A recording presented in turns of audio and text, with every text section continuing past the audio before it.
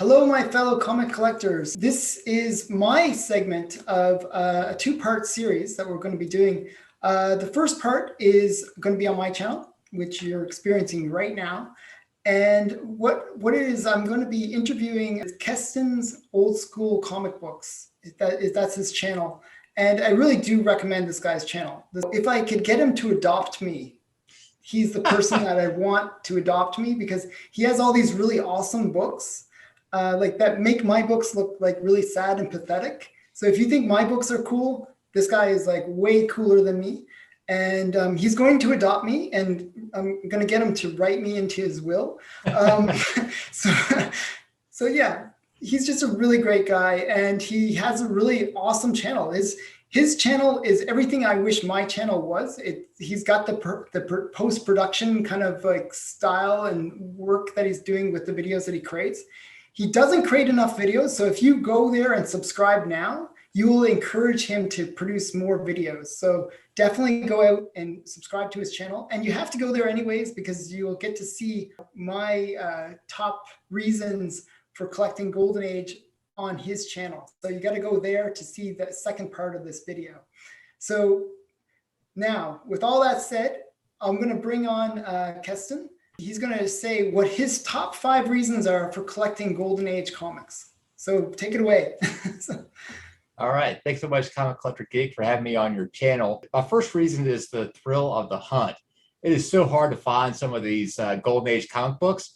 So you can go on eBay, you could try to find a book, and you're probably not going to find a particular copy. In fact, sometimes you have to wait weeks or months or even years. There's one book that I've been looking for a long time. It's Catman Comics number 32. And this particular book is by L.B. Cole. Got this great underwater scene. I've seen it come up in the last 10 years, maybe half a dozen times total. And at least 2 or 3 times I've been the underbidder on that particular book. And it is really painful when you see a book like that you want and you barely miss out on it, and you know that you may not have another chance for a year or 2 later. On the other hand, when you do finally score a book that you've been looking at for a long time, it just makes you so happy. So I really like that thrill of the hunt, because no matter how much money you have, you still may not be able to get the book that you want. If you're looking for Golden Age books in high grades, it's particularly tough. And one of those reasons is that in the 30s, 40s, and 50s, at the time when Golden Age books were being produced, they weren't thought of as collector items. So kids would get a hold of these books, and they would just read them through and through, and they would ride their bikes, they would stuff it in their backpacks, they would get wrinkled. And most books that survive today, the ones that are lucky enough just to survive, are typically in the low grade. So out of a 10-point scale, you often see these books between like a 0.5 and a 4 typically. Yeah, they really didn't see the books the same way as we do. They literally saw them as something you'd read and throw away. Like I kind of consider it sort of like the National Enquirer level of book handling.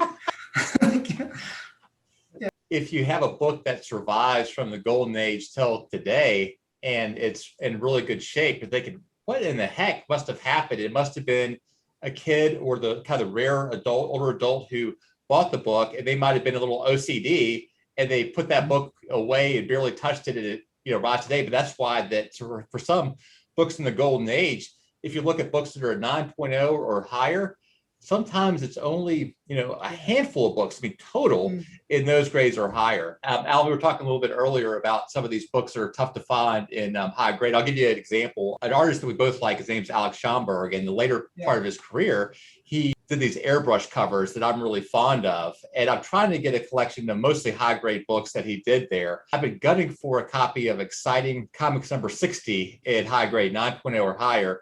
And I remember when I first started getting into Schomburg, this was back in 2012, that Heritage had a really nice copy. It was actually a 9.8 of this book. And I thought I love it. It looked great. It was the Mile High copy, by the way. It's the best copy there was. Okay. So I was like, that tells you a lot there. Yeah. It's just unusual to have a book that great. And I was like, oh, okay, I'm putting it kind of in the back of my mind that I want that book. It wasn't until 2020, 8 years later, that I even had a shot of bidding at an Exciting Comic 60 that was a 9.0 or higher. And fortunately, I finally did get the book, and I'll show it now. Putting it against my chest because it's kind of hard to see with this light there. This is such a great. This is one of my favorite covers, by the way. This Yeah, is really yeah, great it's just cover. it's an absolute great underwater scene, and I was happy to get that. So that was one of those cases where I had been waiting on the book for a long time, and I ended up getting that. And a kind of a relevant note to that as well is that a book in mid grade that's golden age is a really nice book sometimes. So often, even getting a book that's a 5.0 or 6.0, should be really coveted. So I You think like the challenge of it, I guess. That's oh yeah, your yeah, favorite thing. absolutely. Right, absolutely the challenge. I think a lot of collectors who are looking at Bronze Age or modern age books, they submit some of these books that are in high grade and they get ticked off because it comes back as a 9.6 as Yeah, opposed yeah. to a 9.8. They're like, oh no, a 9.6, that's horrible. And for many of these Golden Age books, I mean, there just isn't a copy that There is isn't there 9.6 at isn't all. even I've seen comics where they'll maybe like golden age, like typically there's like about 100 on the census, typically, Right, and that's if it's a well-known book. right. And if it's not such a well-known book, maybe 20 on the census. How many of those turn out to be like anything above an 8? Even like 8's considered high grade. 8 is what I would say is a 9.4, kind of comparatively, maybe Oh, even a 7. It's really rare to get such a high grade. So yeah, I can understand where you're coming from, that you love that thrill of the hunt plus going for those really hard to find, one in maybe one, the only one that exists kind of thing. to your point, but Punch Comics 12 is this amazing skeleton cover. And it Okay. has like the skull and people coming out of it. And it's Yeah, I love that cover. that particular book, the last time I looked on census, the highest copy was an 8.0. Wow. But think about that's that, like the highest Yeah. existing copy that is known as an 8.0. So it kind of gives you a sense of how rare they are.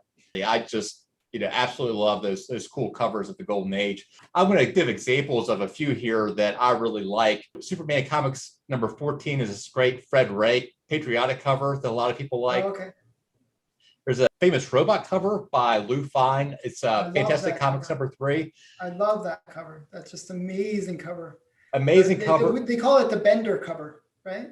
Oh, so this is a different one. This is the robot cover where he's among the trains. It's a Lou Fine cover. Oh, okay.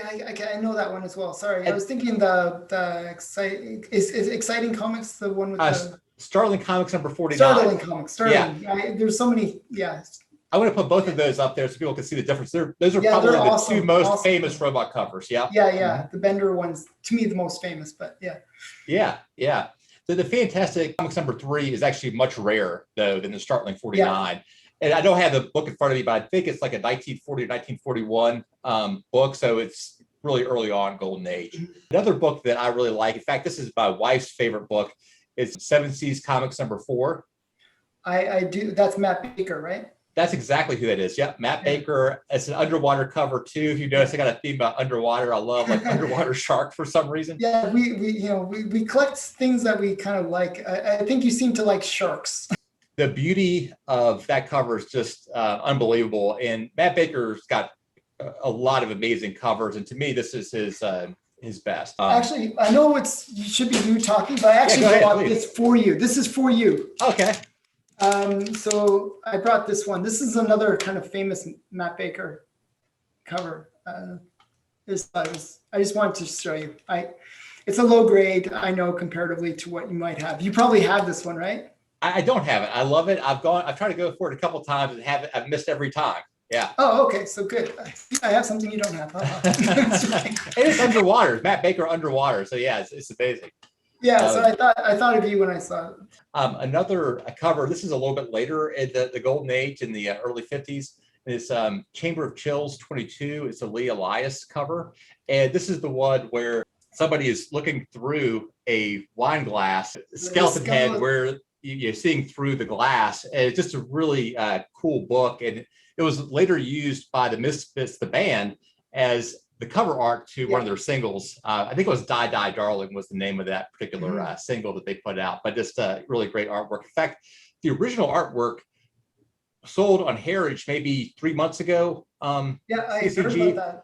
And they were 130 grand, 140 grand, something like that. Actually, I think that's a pretty good deal, believe it or not. Considering what it is. I do too. Yeah. I do too. I put a bid on there. I was pretty far off. And the problem is that with the way my collection is, I've spent about 10 years collecting it. And now for me to get another big book or artwork, I've got to sell part of my collection to get it. So I don't go too Okay. aggressively because I'm like, what am I going to give up? And the last one more I want to point out is a cover by L.B. Colas, Mass Comics #1. This is just a really cool cover with the sort of like devilish guy in the middle, and these, I don't know if they're fairies or angels on the outside, and they're kind of dropping. And there's more of those angels than you might think. And so it's a really interesting style. I worked with Heritage Auctions and CGC a few years ago, and I worked with some friends. We took on the tough task of trying to figure out what the best covers of the Golden Age were. And so we put up a number of surveys and asked people on the CGC boards to give their opinions. We put out the results in Intelligent Collector magazine. And so they list out the top 20 covers of all time. So maybe you could put that link in the description box too, if somebody wants to check out that list of top 20 covers of the Golden Age. I'll check it out myself. I think cool. That'd be awesome. Yeah. And one of the reasons I like the Golden Age comic books is early Batman. Oh, wow. Yeah. And so, oh my gosh, yeah, right. There's a cover that came out in 1939, which is Detective Comics #31. That is sort of this ominous Batman looking over the mountain. And it's just a great classic cover. And that's the cover that was actually #1 on our list of top Golden Age covers. Neil Adams' version of that, like where he redid it, right? Yeah, that right. That's exactly right. Yep. Why I like this particular period is that when people think about old school like Batman, they're often thinking about Batman or Robin. They think like, pow, kapow, all these different noises. It's very sort of campy version of Batman. That's what they think the old Batman was. But there's actually, Silver Age. In fact, a lot of Golden Age, ended up being very campy Batman. But at the very dawn of Batman, so you're talking about like 1939 through the very, very early part of the year of 1940, it was the Dark Knight Batman. He didn't have Robin yet.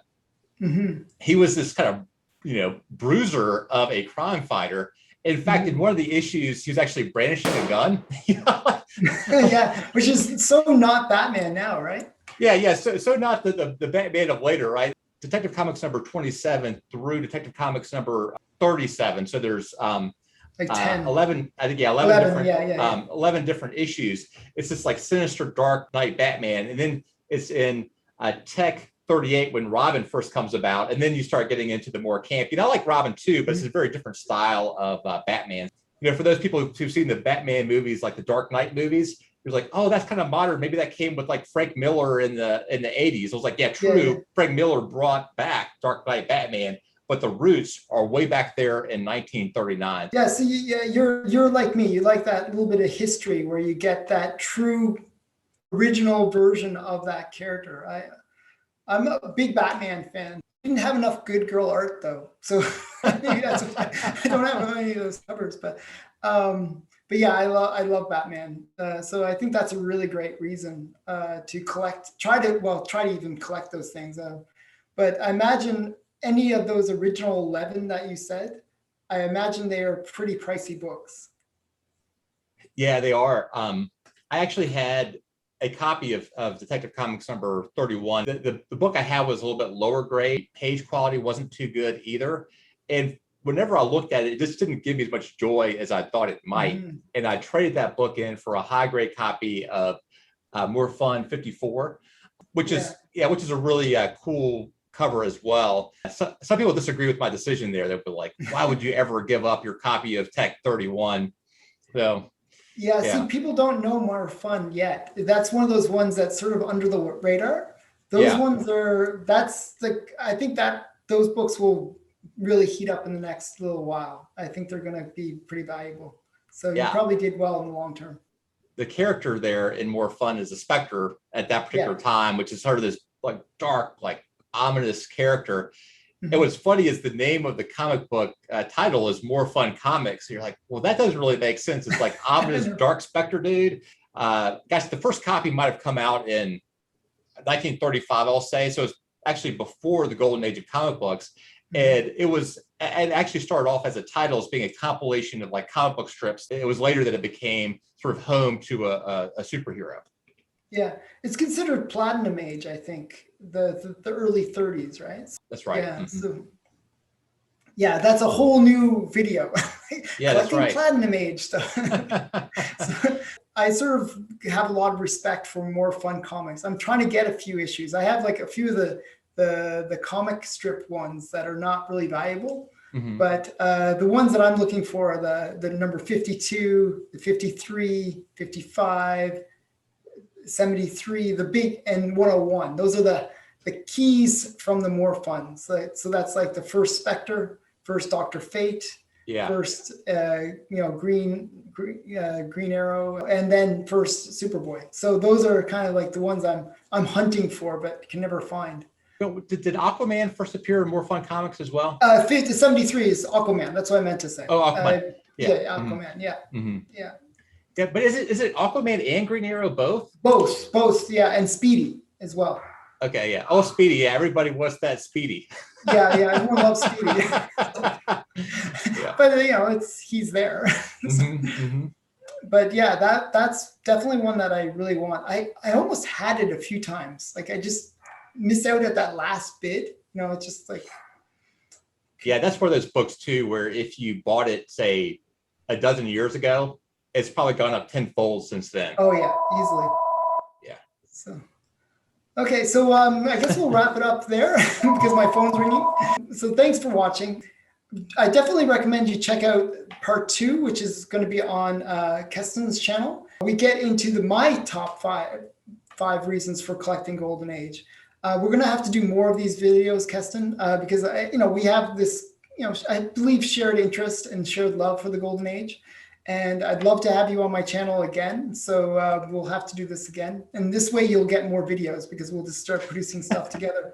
So definitely check out his channel. Force him to do more videos because his stuff, when he does produce videos, they're great. So if you subscribe to him, you'll definitely force him. You'll make him feel guilty. So do that. So thanks again for watching. Anything else you want to say before you leave, Keston? Or? Yeah, just to thank you for the opportunity, Alan. It's been super fun, and I hope we can partner again. Okay, sounds great. Okay, bye, everyone.